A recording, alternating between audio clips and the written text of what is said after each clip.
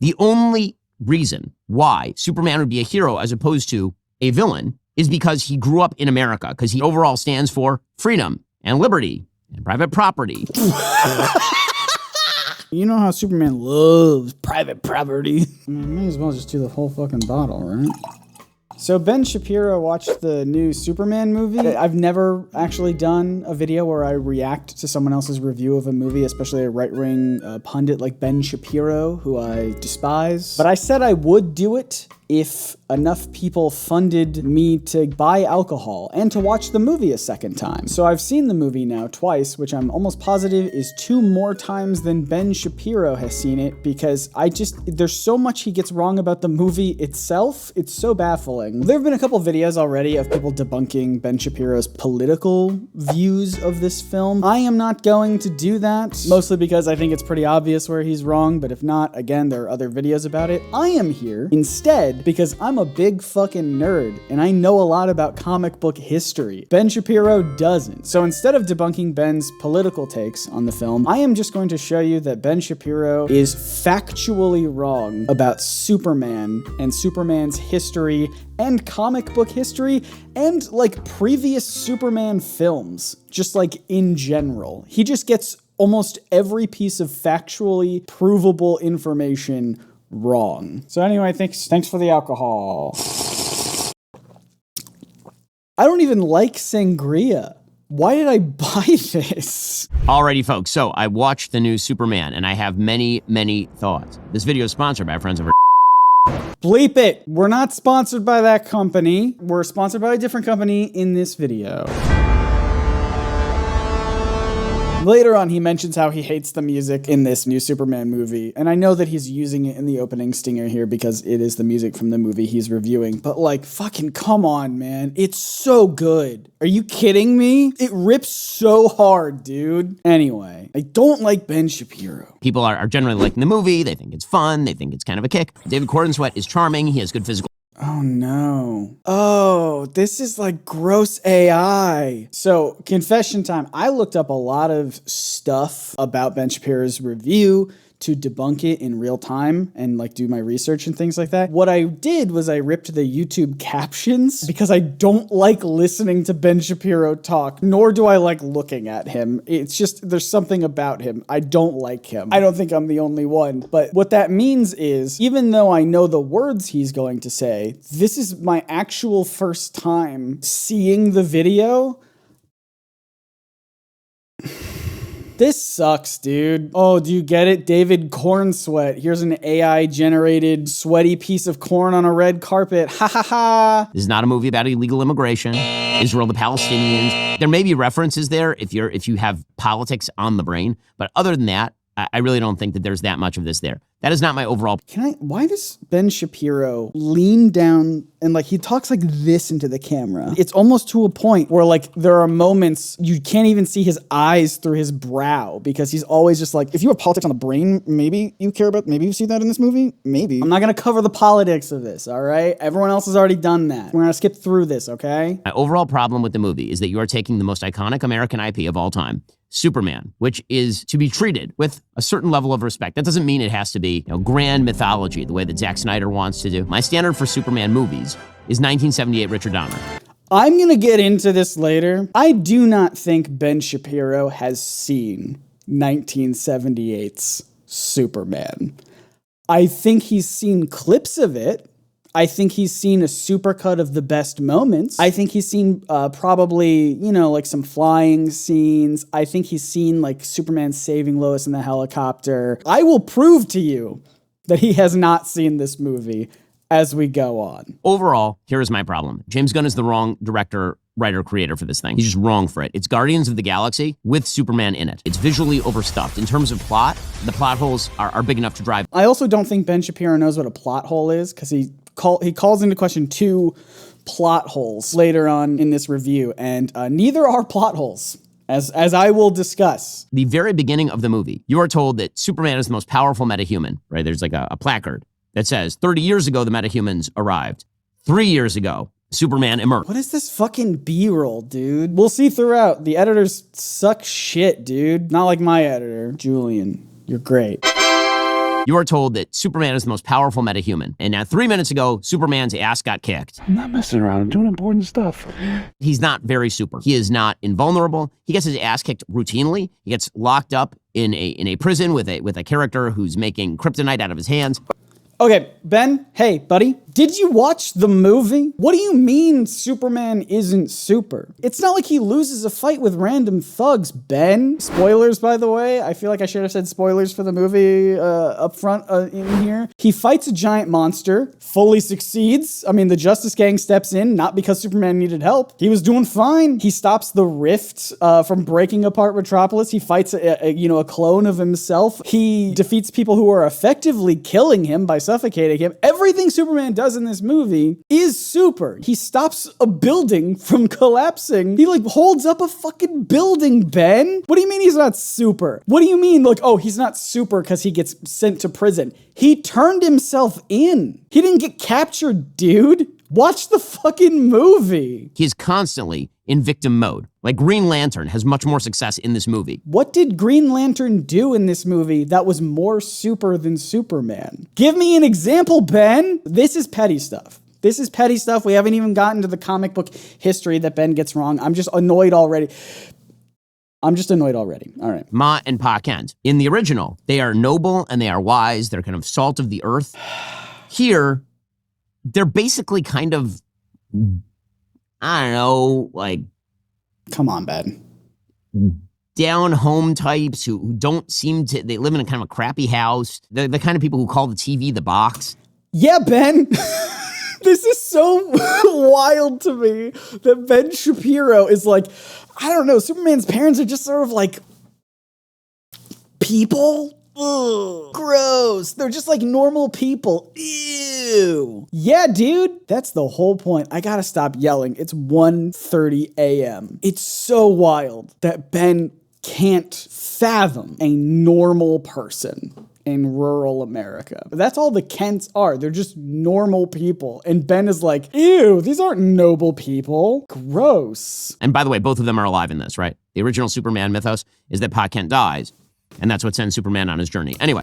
Wrong! I'd like to call your attention to some slides I've made because I am a prepared person who knows my comic book history and has done my research. Before we even go to the comics, let me pull your attention over here to this article from comicmix.com. As this article states, and is obviously correct, I've double-checked it myself, as far as Action Comics number 1, the first appearance of Superman, was concerned, the infant Superman was simply discovered by a passing motorist and dropped off at an orphanage. So the Kents weren't involved at all. So already, strike one, Ben, the original Superman mythos, doesn't even involve the Kents at all, let alone the idea that Pa Kent dies and that's what spurs Clark Kent to become Superman. This is something that comes up a lot in the history of Superman. In fact, a lot of Superman's mythos not only was reworked a whole bunch, but was introduced not really in the comics at all. So the Superman radio show is responsible for a lot of Superman's mythos, from kryptonite to the names of certain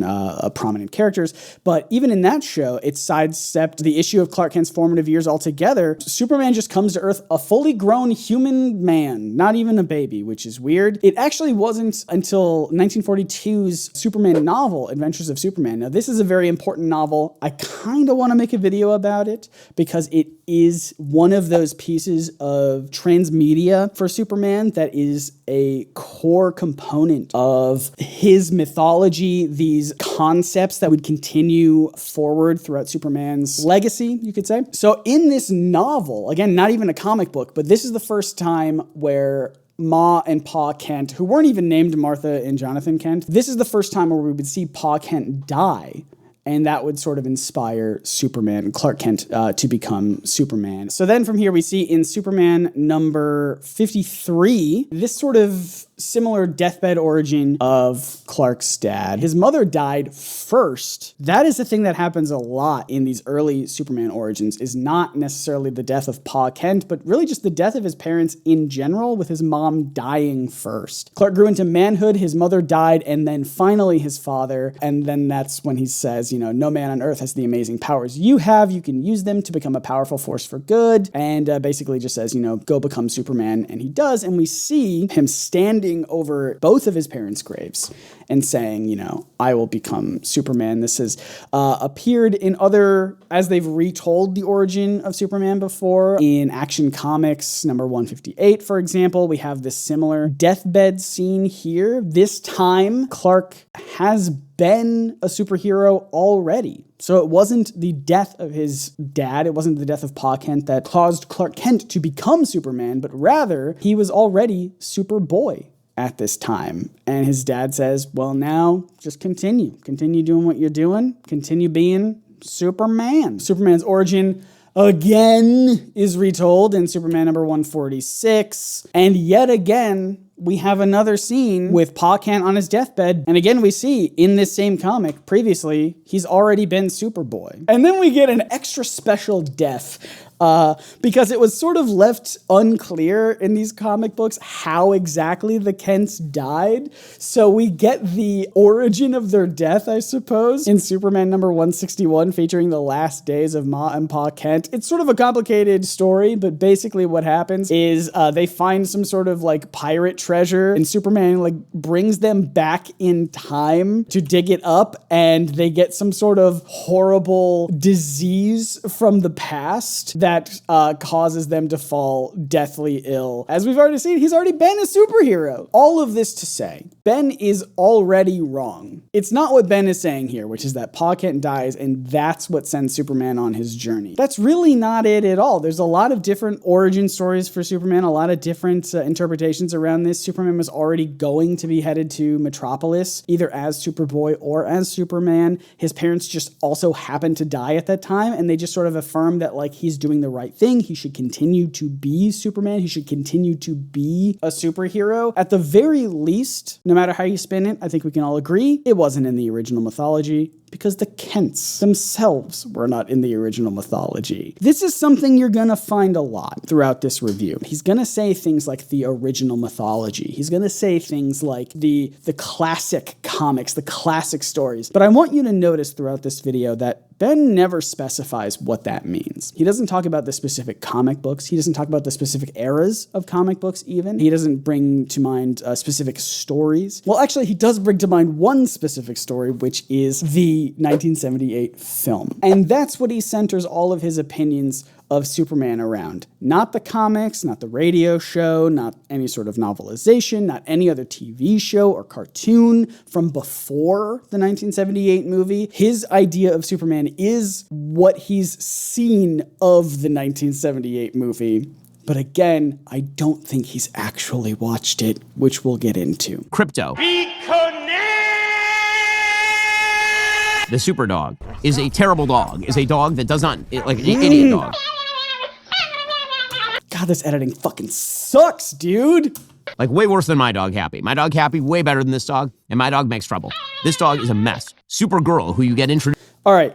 Can I just say, this is the thing that made me want to make this video. Ben Shapiro can get all of the history of Superman wrong that he wants, but he calls Krypto a bad dog. And he does it again later. I can't stand for that, all right? Krypto is the best dog in the world, and I love him so much, and also Ben is factually wrong about him. Let's dive into it, shall we? Ben has been so focused this whole time about the respect you need to have for Superman's mythology, for the original Superman stories, and how much you need to not be subversive with them. You need to pay them respect for how they were originally written. This movie portrays Krypto how he was originally written. Ben, I don't think you've read or watched any other media with Krypto in it, but if you did, it was probably the Krypto the Super Dog TV show, which has a very catchy theme song, by the way. A lot of modern media does portray Krypto as sort of this like white lab, very well behaved. But Ben, you don't care about the modern media. The thing that you care about the most is paying respect to these original characters. In fact, I'll prove it to you right now. Let's go back to your review as you're talking about Supergirl and Krypto here. My dog Happy, way better than this dog, and my dog makes trouble. This dog is a mess. Supergirl, who you get introduced to for a hot second at the very end. Supergirl is a drunken teenage brat. Anything that you think you know about the Superman universe, James Gunn is determined to debunk in the first half hour of the film. I think that it's a betrayal of the original IP and mildly upsetting. A betrayal, you say? Again, Ben, I know that the thing you care about is the original stories. Because you've read them, right? Because I don't have to get into the story of this comic, Krypto's first appearance in Adventure Comics number 210, to show that Krypto is kind of a menace, right? Superman says, oh no, Krypto thinks I'm playing a game with him. He's fetching back the safe I just left at Town Hall. So Krypto is effectively doing a bad thing here because he's just a rambunctious dog. That is how James Gunn portrays Krypto in this movie. Krypto is not a bad dog. He's a misbehaved dog who doesn't have a lot of good training. He's a dog, he's young, he's like a puppy, he's got energy, he's got superpowers. But Krypto's whole thing in this first comic is that he continues to do things that I think a regular spunky dog would do. It's just that this is a dog that happens to have superpowers. In fact, if I go ahead and skip to the very end of the first appearance of Krypto here, Superman says, Krypto, much as I love you, you spell trouble rather than fun for me. I wish I knew what to do with you. I'll have to sleep on it. Superman himself, or rather in this case, I believe Superboy, already knows Krypto is trouble. Krypto, in his first comic book appearance, the thing that you care so much about, the original IP that you care so much about, Ben, is trouble. Krypto is trouble. Well, considering he was such a big bother, I'm glad he's gone. Superboy says that about Krypto. What am I saying, Ben? You already know this. You care so much about Krypto in the original IP, as you keep saying, as you keep insisting. Who am I to tell you otherwise? James Gunn is not capable of delving, he's not capable of delving into a single character and examining his motivations and what's interesting about that character. He can't do it with Superman, he can't do it with Lois, he can't do it with Lex. These characters felt so fleshed out. To me, they felt so three-dimensional. But again, these are just my opinions. I'm here to debunk you on the facts, so let's continue. And so you end up with this sort of ADHD film where a bunch of things are going on at the same time, but you never get a good, interesting perspective on anybody who's in the film. So Green Lantern is there, and he's kind of just a schmuck, and he's there as comic relief. And then you have Mr. Terrific, who's the actual hero of the film, who you learn nothing about other than he's just kind of a noble do-gooder fellow. What are you talking about? You learn nothing about him. Do you watch the movies you watch? I feel like I learned so much about him. He is one of the more three-dimensional characters in the film. Like, I don't have autism, but I've seen a lot of people with autism say how much they relate to Mr. Terrific, especially his line he says to Lois about how he doesn't do emotions, like he doesn't deal with people's emotions. I feel like that is pretty interesting about the character. I feel like I know so much about the character. Now, all right, here's the thing. Ben and I are talking about different things. Ben is talking about, I want information about the character. I want to know this character's backstory. I want to know this character's real name. I want to know this character's origin story. Whereas me, I'm like, I just want this character to feel real in this universe. And he does. And they all do. And that's enough. And you have all these superheroes who are wandering around. You never get any information about them that makes them interesting or sympathetic or even particularly cool. What do you mean they're not particularly cool? Again, I point you to Mr. Terrific, the most stoic character in the movie, given the most charismatic action scene. What a cool idea. It is like the definition of cool. You don't know anything about them. I feel like you know a lot about Guy Gardner and how egotistical he is. Ben wants a Wikipedia entry about the characters. He wants to know their real names and their backstories and their histories and who they like and who they don't like. And that's when he'll know that they feel real. I just want them to feel real in the universe, and they do. And I like them. But you don't know the motivations of any of the villains, except for Lex, who it turns out is just really kind of jealous of Superman because Superman has superpowers, and Lex is like, I'm really smart, and Superman is really strong, so why do people like Superman more than they like me? Which is a pretty boring motivation. Hey, Ben, remember how you said you liked the 1978 Superman movie? Remember how I keep insisting that you've really only seen the movie in clip compilations? Is it possible you've never seen Lex Luthor pop up in any of those clip compilations? Because that's kind of like his whole deal, man. That's kind of like Lex Luthor's whole thing. Forever. Do you know what you're talking about? Even the moments that are supposed to hit don't hit because there's so much going on in the background because James Gunn cannot control his ADHD. He just cannot. I think he was pooping his brains out for the next 36 hours. There's a scene where Clark and Lois, they've had a fight and now they're back together and they're having a talk. And it's supposed to be this very intimate talk where they're speaking with each other. And literally outside the window, Green Lantern and Mr. Terrific and Hawk Girl are fighting a gigantic sort of eye monster that looks like it's from Suicide Squad. Stop it right there, Joker. You'll never get me, Batman! Will you catch him? Fucking, this editing sucks shit, dude. It's extremely distracting because he's James Gunn and everything has to be some sort of dumb joke. You're like, well, It's not a dumb joke, dude. It's world building. shouldn't Superman be doing something about it? No, let them handle it. Yeah, bud! I have to explain this as calmly as possible, because it is now 2 a.m. It is not an ADHD, goofy joke in the background in that scene where Superman and Lois are having a very heartfelt conversation. And in the background, the Justice Gang is fighting a dimensional imp.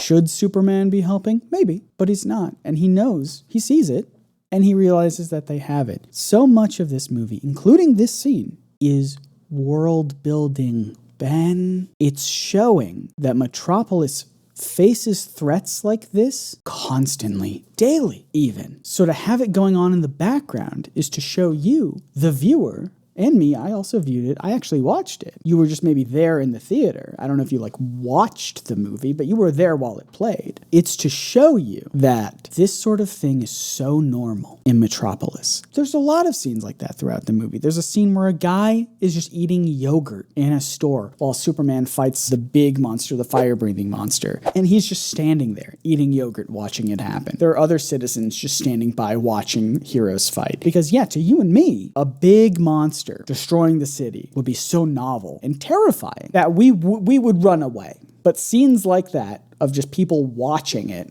it's like their entertainment to them. It's like it is literally like their Wednesday. And so having Superman and Lois have this heartfelt discussion, this really sincere discussion while something is going on in the background. Yes, it is funny. There are funny moments within it, but it's not unnecessary. It is not just thrown in there for no reason. It has a purpose. This is what I mean when I say, did you actually watch the movie, Ben? I remind you that he calls this part of his review the analysis. He's not doing a very good job. The plot itself makes very little sense. The plot is basically that Lex Luthor has decided that he is going to make a deal with a foreign politician, is going to invade another country, and Superman stops that invasion. Apparently, Lex wants to use this as an excuse to box up Superman, saying that he's running counter to American foreign policy. It turns out that what he really wants is to annex half of this separate country. He's going to split it with this other dictator. One major plot hole. Lex Luthor is obviously the smartest person in the film. So smart, he can create his own universes. This is a major plot point. And he is concerned about a relatively small piece of land occupied by third worlders. This is his big plan. Hey, Ben, just checking in again. You definitely did watch the 1978 Superman movie that you claim to love so much, right? You definitely did watch it. The movie where Lex Luthor wants land. The Superman movie you think is the best one. Not like this one. This one is bad because the plot is basically that Lex Luthor wants land. And that's bad. But the 1978 one where Lex Luthor wants land, now that's the best one. And you watched that one, right? Ben Shapiro has never watched the 1978 Superman movie, because if he did, he would know that the main thing that Lex Luthor wants is land. That is the thing that Lex Luthor wants always in these movies, whether it be Superman Returns. Land, Miss Lane. Whether it be the original 1978 movie. Lex, what is this obsession with real estate? All the time, land, land, land. Lex Luthor wants land. Something I think that Ben misses here, specifically about this movie, that I find really interesting, is that there are many reasons why Lex Luthor is doing what he's doing. He's mostly doing it because he hates Superman. The land part is a separate part of it, right? Lex says so himself. He says he didn't try to destroy Superman so that he could have this new country of his own. Rather, he started the war between Baravia and Jarnpur so that he could have the authority to kill Superman. So the land is sort of separate. It's actually more separate in this movie than it has been in all the other movies, including the one that Ben Shapiro definitely watched and thinks is the best one. But what I love about this movie, and it's such a small detail, I wouldn't blame you if you missed it. Superman gets a message from his biological parents. We love you more than heaven, more than land. That's such a specific line. And I think it's so good and so clever and so smart because, a literal interpretation interpretation of that line is basically Jor-El saying, we want you to live, we don't care where. We love you more than heaven, more than land. We just want you to live. We don't care if it's on Krypton. In contrast to Lex Luthor, who throughout his film history has been this real estate mogul who cares about land and making money off of land and owning land, which, by the way, Superman's one of his original enemies in the comic books was fighting corrupt landlords.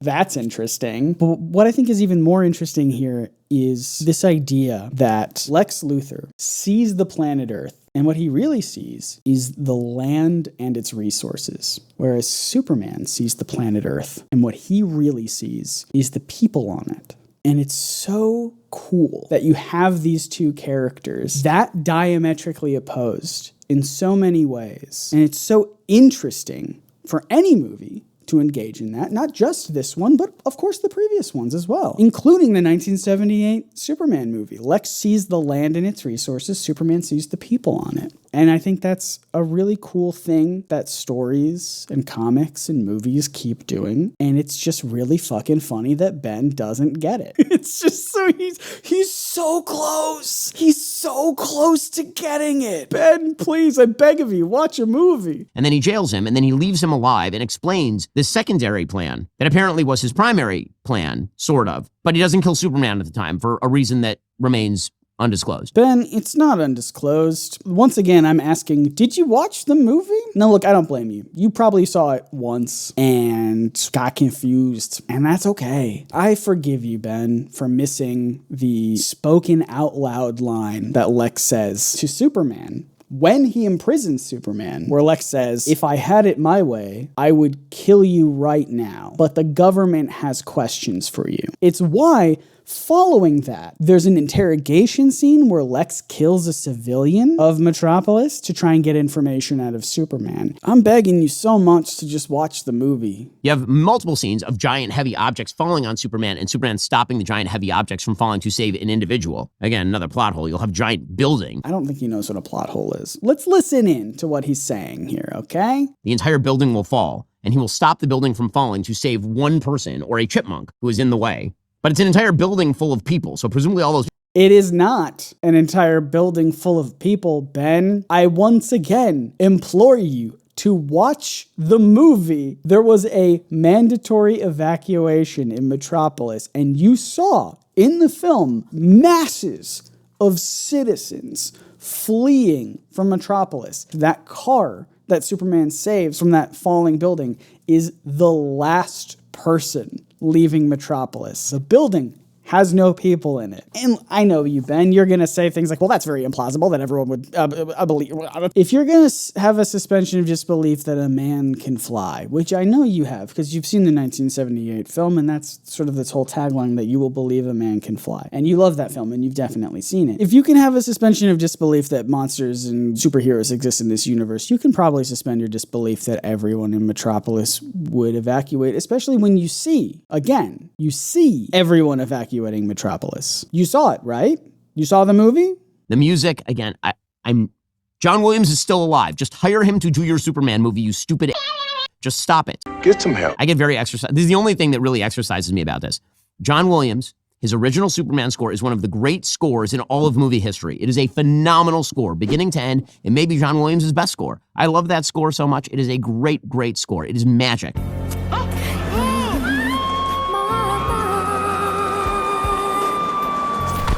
And what do? They take the original theme and they play a few notes from it because it's so iconic, and then they underscore it with nothing, with like a pedal tone.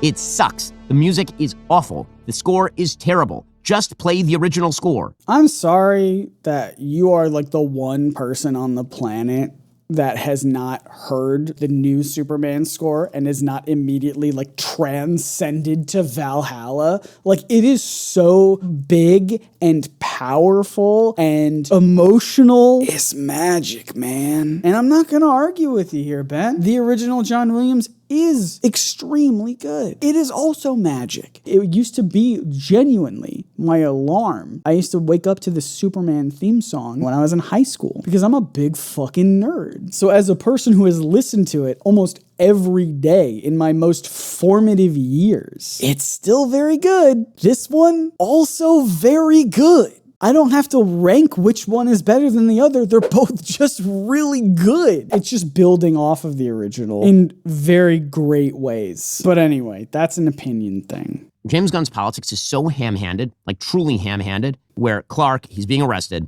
and he says, aren't you going to read me my rights? And one of the members of the government says, well, you're now considered an enemy alien, right? You don't have any rights because you're not an American. All right. Fucking stop with this AI slop, dude. It's so bad. If that's supposed to be some sort of like anti-ICE sentiment. Can you not think? He complains about James Gunn's ADHD editing style. And he's like, all right, I'm talking about ICE. I'm talking about the government agency, ICE. So I have to cut away to something. I, as Ben Shapiro, can't actually cut to real footage of ICE doing things that are truly heinous. So what I have to do instead is show just stock footage of melting ice. What a fucking clown, dude. It's really weak. Also, legally incredibly stupid, considering that he came to Earth as a baby and then was adopted by an American family, which would make him American. That was meant for the babies of slaves. It wasn't meant for people trying to scam the system and come into the country on a vacation. I'm not messing around. I'm doing important stuff. There's a suggestion that he says truth, justice, and the human way. I didn't catch that anywhere in the film. No, he doesn't say that. I watched it twice. Superman doesn't say that. The people of Jarhampur are brown. Look at my African American over here. The people of Bravia are... We'll get to my last big debunk of Ben Shapiro soon, but how in the fucking world can you complain about James Gunn's ADHD editing when this is your fucking editing, dude? Unbelievable. And look, I'm not saying my editing's any better. Julian, make it real ADHD right now. Make it just so ADHD, make it wild and crazy and zany and fun. Whoops, now I'm but at the very least, I don't complain about other people's editing for being ADHD. It's fine. I just complain about your editing, Ben, because you're complaining about other people's editing. They're led by a corrupt dictatorship that murders Israel. Any of the facts. That's how it reads. Baby. You could also read this as Russia-Ukraine because it's one accent. So that's invading another sovereign country and because the leader of Bravia has a Russian accent. This brings me to my final point about this movie and all other Superman Hit movies. it, Ben. The fundamental flaw in all Superman movies of my lifetime is the thing that Hollywood cannot say and will not do. Politics, does he still stand for truth, justice, all that stuff? This is actually a really important part. The only Superman movie that I have ever seen that uses truth, justice, and the American way is the original 1978 Superman. You're so close to getting it, Ben. I'm here to fight for truth and justice in the American way. This is not just a throwaway line. It is deeply important to the character of Superman. I want to address this whole section that Ben is saying here about like truth, justice, and the American way. I've got a whole fucking bit of research about this. This comes from supermanhomepage.com, but it's also just like, maybe it's just the spaces that I run in, but this is pretty common knowledge that Superman didn't initially stand for truth, justice, and the American way. Superman was a champion of the oppressed. That was like his original tagline, champion of the oppressed. Later, he would stand for truth and justice, right? The American way, as we see here, was introduced on the 1940s Superman radio series during World War II, but it was removed once the war was over. The Fleischer animated cartoons only used truth and justice. The 1948 serial, starring Kirk Allen, had Pa Kent to tell Clark that he needs to use his powers in interest of truth, tolerance, and justice. What do you think about that one, Ben? I'm curious about your thoughts about truth, tolerance, and justice, Ben. The 1950s Adventures of Superman TV show, starring George Reeves, said that Superman stands for truth, justice, and the American way, so that was once again used, all right. But again, in the 1966 New Adventures of Superman cartoon, the motto which changed once again to truth, justice, and freedom. And then in the 1970s Super Friends cartoon, Superman used the slogan truth, justice, and peace for all mankind. And then, once again, we have Ben's one and only thing, the thing he keeps going back to whenever he's talking about the classic stories of Superman, which is the 1978 Richard Donner film, Superman the movie, where Superman says, truth, justice, and the American way. And that's where people got it from. I would like to remind you that this is 40 fucking years after the character was introduced. To say that it is like the core element of Superman, that it is what he is, that it's what he represents, that is such a integral part of the character, is just wrong. It's just factually wrong. It's historically wrong. And even after this movie, it changes. You know, the Lois and Clark TV series with noted conservative shitbag Dean Cain. He only ever said truth and justice, not the American way. And it is not until recently when Superman's motto has changed to truth, justice, and a better tomorrow, which, to be frank, I think fits really well. Superman, one of his nicknames is the Man of Tomorrow. And you could argue that, oh, they're just like, everyone's so woke now, and they changed it from the American way, truth, justice, and the American way. But I want to remind you that it took a while for Superman to get truth, justice, and the American way. This is not just a throwaway line. It is deeply important to the character of Superman. Why? Well, because take Superman just as a character. Superman is unbelievably powerful, unstoppable. He's faster than anyone. He's stronger than anyone, right? He's basically a god on Earth, and the biggest god on Earth. He's Zeus, right? He can do whatever he wants. And so, why is he the good guy? Why isn't Lex Luthor right? Because, let's be real, if there were a person on Earth who actually had those powers, Americans would rightly be very much afraid of that. Correctly. As Federalist 51 suggests, you need ambition to counteract ambition. If any one person had ultimate power, what you're really talking about is a philosopher king. And that's pretty scary because that person could be a dictator, simply doing whatever they want to the world. The only reason why Superman would be a hero as opposed to a villain is because he grew up in America, because he has the American way, right? He's emblematic of what America is. May blunder, may make mistakes, but overall stands for freedom and liberty and private property. You know how you've seen all those Superman comic books where he stands for private property? You know how in the 1978 Superman movie that Ben Shapiro has definitely seen, you know how he stands for private property in that movie? You know how Superman loves private property? And free speech and all of those things. All that stuff. Right? All the good American stuff. There's a great comic book called Superman Red. I fucking love this. Hold on. You're not gonna... There's a great comic book called Superman Red Sun. It's an alternative universe in which Superman's capsule from Krypton lands in Soviet Russia. And he grows up as the emblem of Soviet Russia. And he's evil. Tell me you haven't read Superman Red Sun without telling me you haven't read Superman Red Sun. Holy shit. Did you get two important things wrong about the premise of the comic? You got two things wrong in one sentence. Holy shit, Ben. If you haven't read Superman Red Sun, like Ben Shapiro hasn't, it is not about Superman being evil. Superman does not land in Soviet Russia. He lands in Ukraine, the farmlands of Ukraine. And he's not evil. He's just communist. And I know that is a thing that Ben Shapiro thinks is one and the same. But it's not. Because if you read the comic book, you would see the book isn't about what if Superman was evil. It's not about that. Before I continue talking about it, let's actually see what Ben thinks about this comic book that he's definitely read. Lands in Soviet Russia. And he grows up as the emblem of Soviet Russia. And he's evil because he grew up in Soviet Russia. Because if you give that power, that amount of power to an evil ideology, then evil ensues. I know Ben Shapiro thinks that being communist is the same as being evil. That's not actually the case in the comic book itself. The book isn't about what if Superman was communist and therefore became evil because of his communist ideology. The book is about, and it's very nuanced, and I'm very drunk, but the book is a very nuanced take on both communism, specifically Soviet-era communism, and American capitalism. Yeah, Ben, Superman Red Sun, a book that you love, a book that you think is great, is also a critique of American capitalism. Interesting. The book is about the very common concept that we've all heard of before, which is absolute power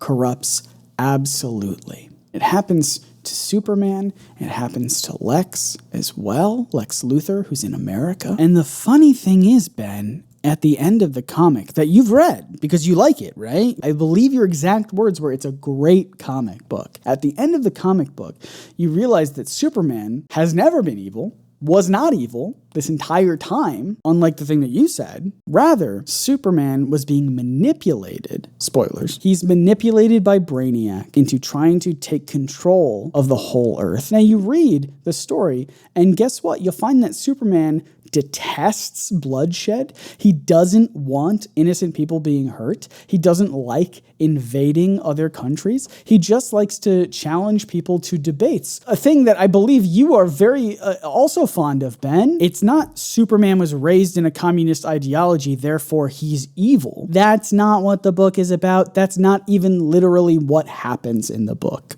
Ben. Superman is even reluctant to have any power, any authority over people. Does he make bad decisions? Absolutely. He doesn't make these evil decisions, quote unquote evil decisions, because he's communist. He makes these decisions because he's being manipulated by Brainiac, someone who's not communist or even capitalist for that matter. He's just a fucking evil alien. I would encourage people, including Ben Shapiro, to read Superman Red Son. What tipped me off that Ben has never read it is the fact that he likes it, because I guarantee you if he actually read it, he wouldn't like it very much at all. And so what they come away with in kind of the key moment in this movie, for example, is Pa Kent telling Clark that parents don't make missions for their kids, right? They don't make their kids kind of what they are in terms of what they should be. They give kids the tools to choose what they want to be, and then those choices make those kids what they are.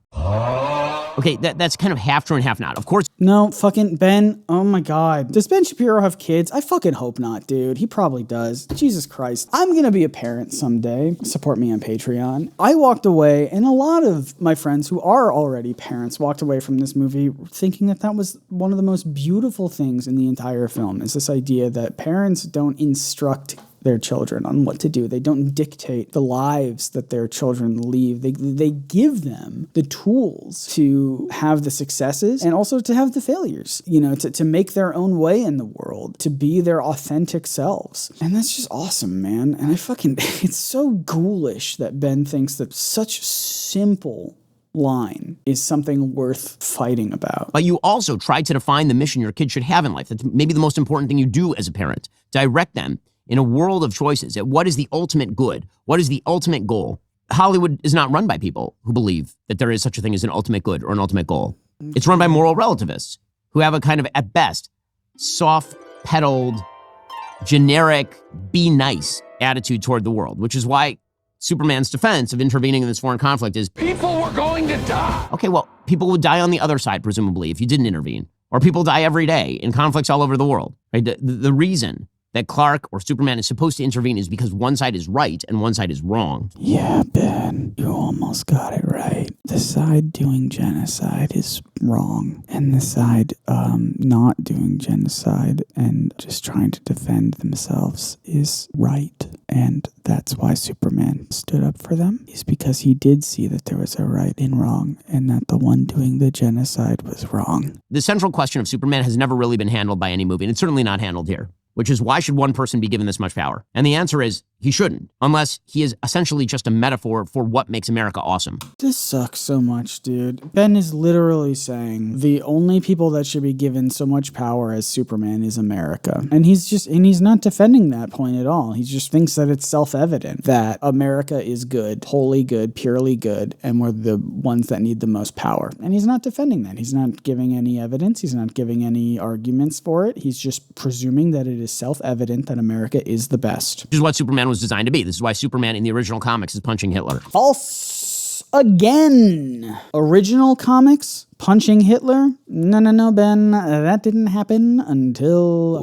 well after Superman premiered. He did not punch Hitler in the original comics, and even when he did, this was at a time in American history when most Americans were not in favor of that. When Superman did this, it was before Captain America premiered, and when Captain America premiered on the first issue, punching Hitler, even then most Americans were in such staunch disagreement that we should be intervening in the war at all in World War II. So this idea that Superman is representing Americans. That was not the American ideals at the time. That was not the American beliefs at the time. Most Americans wanted to not be involved in the war. Most Americans at the time were so against it that when comic books like this one came out, authors like Jack Kirby and Joe Simon and Jerry Siegel and Joe Shuster, all of these creators, these comic book creators who were creating these stories that you literally have on screen right now, were getting hate mail. We're getting fucking death threats because in the actual minds of Americans, Superman doing this that's on screen in your video was not something that America should do. Your analysis is wrong. It's historically wrong. So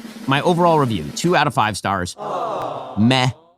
I think that the stars do their best with bad material given to them by James Gunn. The worms going in through the mouth and helping him as he's sobbing. And, it's kneeling at the end of the bed, and I was on the other side of the bed for that whole time. Good job by David Corenswet. Good job by Rachel Brosnahan. Good job by Nicholas Hoult. Good job by Eddie Gathegi as Mr. Terrific. But, Superman, as I say, super meh. So cool, dude. So, like I say, this review by Ben Shapiro is bad, and I've demonstrated the evidence and calculated the results about why it's bad, and I've shown you the historical revisionism that Ben Shapiro has done with the Superman character, and I think it speaks for itself that Ben Shapiro is not to be trusted with anything.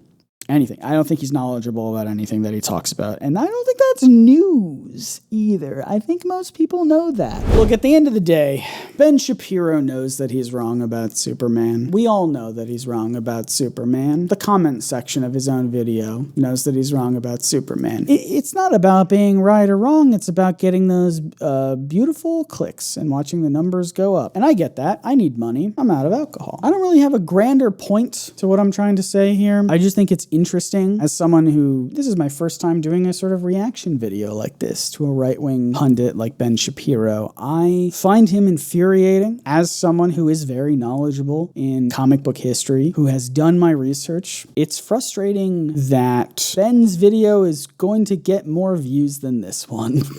It's just frustrating. I hesitate throughout this video to call Ben Shapiro like stupid or dumb, because I do think he knows what he's doing. I also don't think those are particularly useful terms. I just think Ben Shapiro is deeply incurious. He is not curious about the stuff that he's talking about to look up any information about it. He comes into this with his preconceived notions of history, with his preconceived notion of comic books that he hasn't read. And rather than read them and rather than look them up, he just sits down and films a video like this to get views and to get clicks and not to spread accurate information. He is just very insincere and, like I say, very incurious. Okay, this has been bothering me since I recorded that video.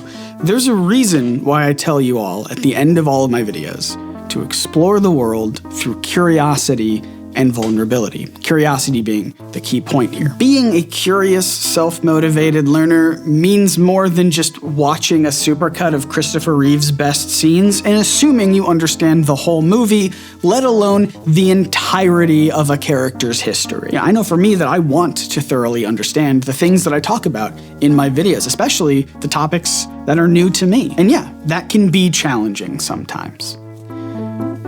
So challenge yourself. And the best way that I challenge myself to constantly keep learning is with a tool that makes learning feel like a daily adventure. You've heard me talk about it before. It's this video's sponsor, Brilliant. Brilliant helps you become a better thinker and problem solver with thousands of visual interactive lessons in math, science, programming, and data analysis. What makes Brilliant special is how it teaches you. Instead of just watching videos, you actually work through problems and play with ideas hands-on. This way of learning sticks with you much more than passive watching. Honestly, it keeps me coming back because Brilliant makes learning feel like solving fun problems rather than just like studying. They've got this incredible team behind their content too, experts from places like Stanford, MIT, Caltech, Microsoft, and Google who really know their stuff. So while you're gaining real knowledge on specific topics, you're also becoming a better thinker. This is a true story. Brilliant's growing collection of programming courses helped me code specific, bespoke scripts for my editing software. Like this one here that exports all my timeline markers as a spreadsheet, which has been incredibly handy. Brilliant helped me learn Python for this. And beyond specific programming languages, you'll develop an intuition for computer logic,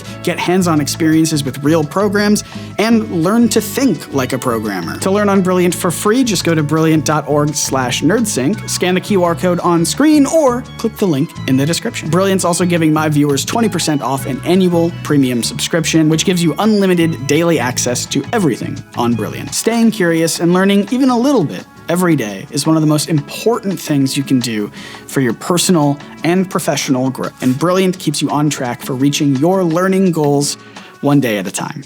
But regardless, I hope you liked this video. Thank you so much for watching. My name is Scott, reminding you to examine your favorite art through curiosity and vulnerability. See ya.